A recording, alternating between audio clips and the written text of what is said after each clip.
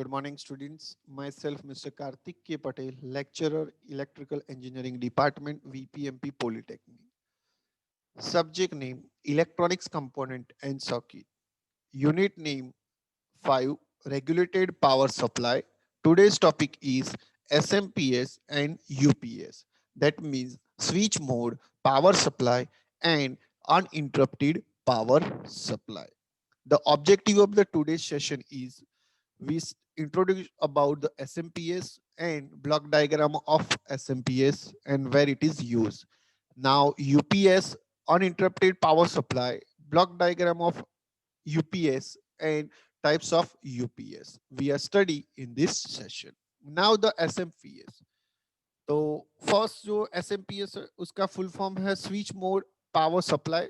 Why this short name are also in a GTO examination for the 2 marks questions, so that all the students minded the full form of SMPS and where why the SMPS are used. First, we study the history of SMPS. Uh, Before the SMPS we are used the LRPS. LRPS means linearly regulated power supply. In 1980 series, transistor are used for the power supply, so that the linear regulated power supply LRPS are used. And now the we are upgrade the version, and now the SMPS we are used. In a LRPS, the so many disadvantages are there. The power loss, where heat are generated, or a synchronized system is not possible, and its weight is very high, and efficiency is less. Circuits जो है वो difficult थी, और जो LRPS है वो हमको continuously power supply जो है प्रोवाइड नहीं कर पाती. और जो SMPS है, switch mode power supply, it is used for the DC to DC conversion, and this work on the principle of switching regulator. SMPS system is very highly reliable, efficient, noiseless, compact, because the switching is done at very high rate in order to several kilohertz और megahertz. So जो हम SMPS पढ़ रहे हैं, तो first आपको मैं बता दूं कि ये कहाँ यूज होता है, तो इजीली आप स्टडी कर पाओगे. तो आपके कंप्यूटर में, जो आपके घर पे जो डेस्कटॉप सिस्टम है, की स्क्रीन है, सीपीयू है, और कीबोर्ड माउस है, तो जो सीपीयू है, तो सीपीयू का जो इनपुट पॉइंट है जहां हम प्लग कनेक्ट करते हैं, तो वहां हम SMPS कनेक्ट करते हैं. SMPS जो है वो DC टू DC कन्वर्जेशन करता है, और SMPS डिफरेंट वोल्टेज सिस्टम में, लाइक इज इनके हमारा जो सीपीयू है उसमें 5 वोल्ट चाहिए, कहीं जगह 24 वोल्ट चाहिए, कहीं जगह 8 वोल्ट चाहिए, कहीं जगह 5 वोल्ट चाहिए. तो DC to DC conversion system में, और जो हमारे मदरबोर्ड है, और हमारा प्रोसेसर है, और हमारी स्टार्टिंग स्विच है, हमारे यूएसबीज है, हमारा डीवीडी ड्राइवर है, तो वहाँ सभी जगह सप्लाई की रिक्वायरमेंट होती है, और ये जो सभी सिस्टम है वो डीसी सप्लाई से ऑपरेट होती है. That's why the SMPS are use there. और एसएमपीएस जो है वो क्यों अभी लेटेस्ट यूज होता है, बिकॉज ऑफ जो हीट लॉस है very less, power loss very less, heat जो प्रोड्यूस होती है वो वेरी लेस प्रोड्यूस होती है.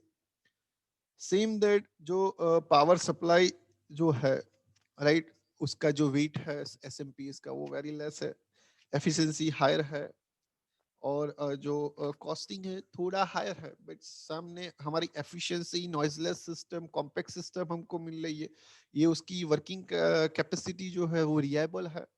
और ये जो सिस्टम है वो क्यों अच्छी तरह से वर्क होता है, ड्यू टू रीजन दैट कि ये हायर फ्रीक्वेंसी सिस्टम में यूज होता है, so that SMPS are very highly use at recent market.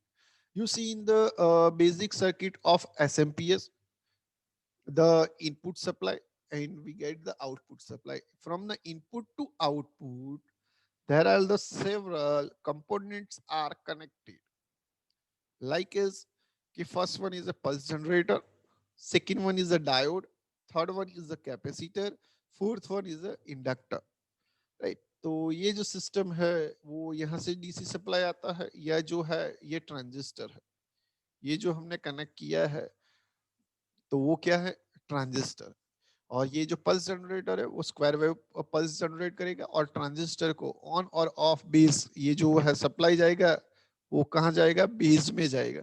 So that we are use this system. This is the basic circuit diagram of SMPS. Now we are study the block diagram of SMPS. और exam के लिए most important point है, पहले हम देख लेते हैं कि कौन से कंपोनेंट्स यूज होते हैं। तो first one is input supply, हम यूज यहाँ करते हैं।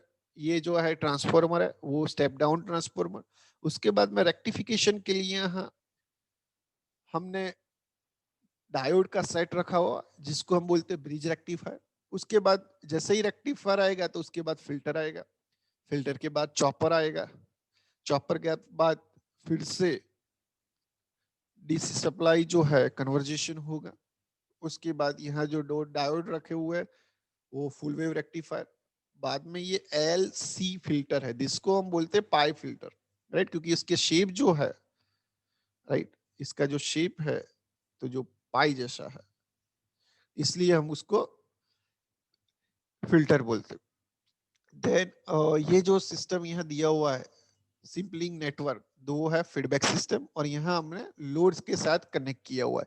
तो ये बहुत सारे कंपोनेंट्स जो है वो यूटिलाइज होते हैं पावर सप्लाई को रेगुलेट करने के लिए। और यहाँ से जो फीडबैक सिग्नल आएगा, राइट, तो यहाँ कंपेरिजन करेगा और वोल्टेज के साथ मल्टीप्लाई करके यहाँ चॉपर को देगा, और फिर से वो वोल्टेज को बैलेंस करेगा। तो ये सर्किट जो है वो है 3 टर्मिनल आईसी जो यूज हमने लास्ट टू लास्ट सेशंस में स्टडी किया था।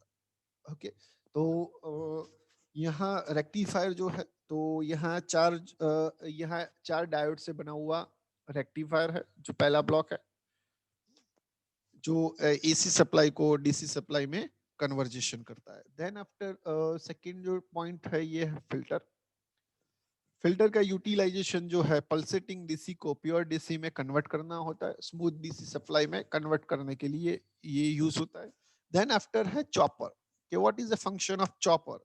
तो चॉपर जो है वो हाई वोल्टेज डीसी का, उसमें जो सपोज हाई वोल्टेज फ्रीक्वेंसी होती है, गेट इट, तो उसको कन्वर्जेशन करने के लिए यूज करता है। दैट मीन्स कि यहाँ से जो डीसी सप्लाई आ रहा है तो चॉपर द्वारा एसी सप्लाई में फिर से कन्वर्जेशन होता है, but frequency very higher position में होती है। Then after step down transformer, step down जो ट्रांसफॉर्मर है, तो स्टेप डाउन ट्रांसफॉर्मर जो है वो सप्लाई को स्टेप डाउन करेगा, और then after full wave rectifier में वो कन्वर्ट करेगा डीसी सप्लाई को। Then after LV rectifier, that means के लो वोल्टेज रेक्टिफायर, उसका यूटिलाइज होता है, यहाँ दो डायोड का हम यूटिलाइज करते हैं। देन आफ्टर फिर से अगेन द एलसी फिल्टर का यूटिलाइज हम करते हैं। जो एलसी फिल्टर है वो डीसी सप्लाई को स्मूथ डीसी सप्लाई में कन्वर्जेशन करने के लिए हम यूज करते हैं। देन आफ्टर सिंपलिंग नेटवर्क, ये जो सिस्टम है वो आउटपुट को कंपैरिजन करती है। जो फिल्टर में से सप्लाई आउटपुट में आएगा डीसी, उसको कंपैरिजन करेगा कि जो हमारी एक्चुअल रिक्वायरमेंट ऑफ सप्लाई है, सपोज कि मैंने 5 वोल्ट का सेट किया है, तो 5 वोल्ट अवेलेबल है कि नहीं अवेलेबल, तो ये रेजिस्टेंस R1 और R2 से कंपेयर करके आउटपुट को कंपेयर करेगा, और कंपैरिजन आउटपुट जो है वो again feedback signal to the comparator में जाएगा। और यहाँ हमने रेफरेंस आउटपुट पहले से सेट किया हुआ है, तो वो रेफरेंस आउटपुट जो है वो जेनर डायोड की यूटिलाइज करके फाइंड आउट किया जाता है, और वो कंट्रोल मल्टी वाइब्रेटर सिस्टम में दिया जाता है। और कंपैरेटर और एम्पलीफायर सिस्टम जो है वो रेफरेंस सिग्नल और आउटपुट सिग्नल जो है उसका डिफरेंस फाइंड आउट करेगा, और जो डिफरेंस फाइंड आउट करके उसमें से जो एरर जनरेट होगी उसको एम्पलीफाई करके फिर से मल्टी वाइब्रेटर सिस्टम में भेजेगा। और मल्टी वाइब्रेटर सिस्टम क्या करेगा, तो वो स्क्वायर वेव जनरेट करेगा जो फीडबैक सिग्नल में आया हुआ है, और वो स्क्वायर वेव जनरेट करेगा तो वो क्या देगा, चॉपर में देगा। तो ये जो है वो एसएमपीएस का रेगुलेटिंग सिस्टम है। और जो ये सिस्टम है वो इनपुट से लेके आउटपुट तक, यहाँ आप देख रहे हो कि दो टाइप के रेक्टिफायर्स जो है वो हमने यहाँ प्लेस किए हैं। तो ये जो है स्विच मोड पावर सप्लाई, वो कंटिन्यूअसली डीसी सप्लाई प्रोवाइड करता है। Now we are study the uninterrupted power supply, इसको बोलते हैं हम यूपीएस। तो uninterrupted power supply is a device that has alternate source of energy that can provide the power when the primary power source is temporarily disabled। तो UPS है वो कहाँ mainly use होता है और आपने कहाँ देखा होगा, तो यूपीएस जो सिस्टम है वो रेलवे बुकिंग सिस्टम में यूज होता है। कहीं जगह इंपॉर्टेंट कंप्यूटर्स चालू रखने होते हैं तो वहाँ वो यूज होता है। Similar that CCTV camera protection systems, तो वहाँ यूपीएस सिस्टम का यूटिलाइज होता है। तो ये अनइंटरप्टेड पावर सप्लाई जो है, सपोज हमारा मेन सप्लाई सोर्स जो है कट हो गया है, सपोज कि टॉरेंट का पावर आ रहा है या जीबी का पावर आ रहा है, वो सडनली कट ऑफ हो गया, तो वहाँ ये ऑल्टरनेटिव सोर्स में यूज होता है। तो वो हमको डिटेल्स में स्टडी करना है। यूपीएस जो सिस्टम है वो क्यों हम यूटिलाइज करते हैं, तो पावर जो है वो कंटिन्यूअसली अवेलेबल रहे उस सिस्टम में, तो हमारा सिस्टम जो है वर्क करेगा, इसलिए ये सिस्टम का यूटिलाइज होता है। तो यूपीएस जो है वो दो टाइप्स के हैं। First one is a critical load normally connected to the AC main, and second one is a critical load inverter के साथ कनेक्ट किया जाता है। तो हम step by step block diagram study करेंगे कि हमारा जो ये एसी सप्लाई है वो एसी सप्लाई है और ये हमारा लोड है। रेगुलर सिस्टम में कैसे वर्क होता है कि यहाँ से सप्लाई डायरेक्ट ये स्विच थ्रू लोड में मिल रहा है, गेट इट। ये जो मैंने रेड लाइन किया है वही सिस्टम से मिल रहा होता है। सेकेंड वन कि सपोज मेरा लाइट जो है एसी जो मेन है वो फेल हुआ, गेट इट। ये जो हमारा एसी सिस्टम है वो फेल हुआ, बट हमारा ये जो सिस्टम है वो क्रिटिकल लोड सिस्टम है। Critical load system means what, कि वो सिस्टम को कंटिन्यूअसली पावर मिलना चाहिए। तो फिर क्या होगा कि जब एसी चालू होता है, एसी मींस वहां से रेक्टिफायर में आता है, रेक्टिफायर क्या करता है एसी सप्लाई को डीसी सप्लाई में कन्वर्ट करता है, फिर वो सप्लाई है ना बैटरी में स्टोरेज किया जाता है, और बैटरी में जो स्टोरेज सप्लाई वो कौन सा है, डीसी। फिर क्या यूज होता है, इन्वर्टर यूज होता है। इन्वर्टर का क्या फंक्शन है, डीसी सप्लाई को एसी सप्लाई में कन्वर्जेशन करना। और देन आफ्टर ये जो डीसी एसी सप्लाई आया ये स्विच के साथ कनेक्ट होके क्रिटिकल लोड को मिलेगा। दैट मींस कि हमारा सप्लाई जो है वो कंटिन्यूअसली अवेलेबल होगा। सपोज हमारा मेन सप्लाई कट ऑफ हो जाता है, राइट, डिसेबल हो जाता है, तो भी हमको रेगुलरली कंटिन्यूअस पावर अवेलेबल रहेगा। तो ये जो सिस्टम यहाँ नीचे मैंने राउंड किया है ब्लू कलर की कलर से, तो ये जो सिस्टम है उसको हम बोलते हैं, ये थ्री साइड्स को यूपीएस, अनइंटरप्टेड पावर सप्लाई। उसमें रेक्टिफायर, बैटरी और इन्वर्टर का यूज होता है। रेक्टिफायर का मेन फंक्शन जो है वो है एसी टू डीसी करना, बैटरी का फंक्शन है सप्लाई को सेव करना, और इन्वर्टर का फंक्शन है बैटरी में से सप्लाई लेके एसी में कन्वर्ट करना। दैट मीन डीसी को एसी में कन्वर्ट करना, ये मेन यूपीएस का फंक्शन। और ये जो सिस्टम है उसका मेन फीचर्स क्या है, inverter run only during the time when the supply is fail, the load is not safe from the switching transition, and the load circuit is broken momently 4 to 5 millisecond when the static switch are used। तो ये जो system है तो उसमें 5 to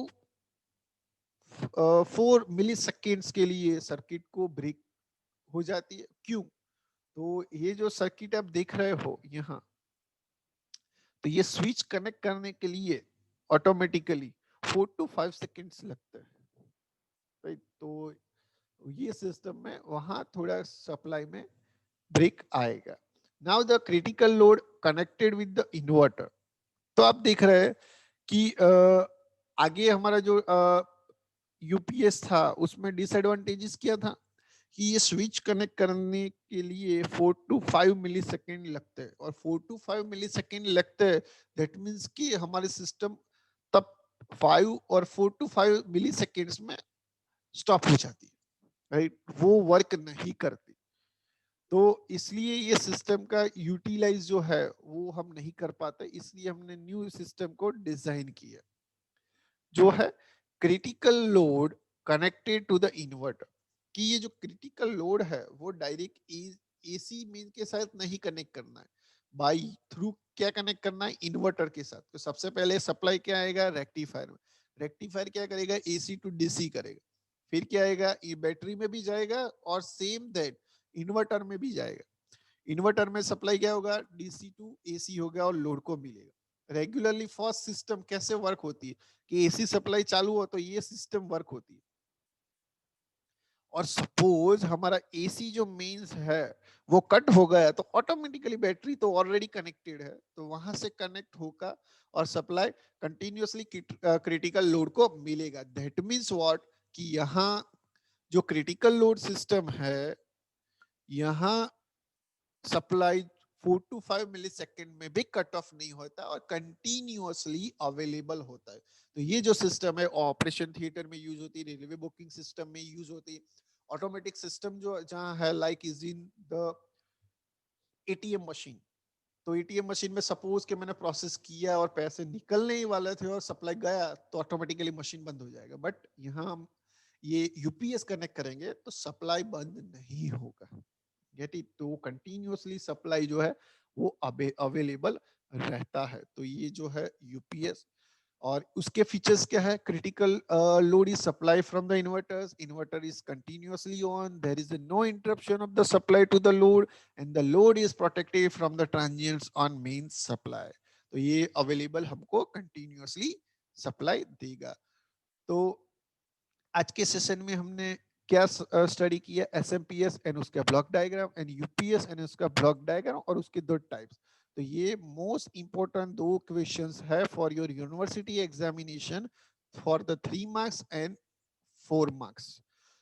university exam में 3 या 4 marks में आपको block diagram, right a short note on SMPS, right a short note on UPS, explain the block diagram of UPS, explain the block diagram of SMPS. ऐसे questions university exam में आ सकते.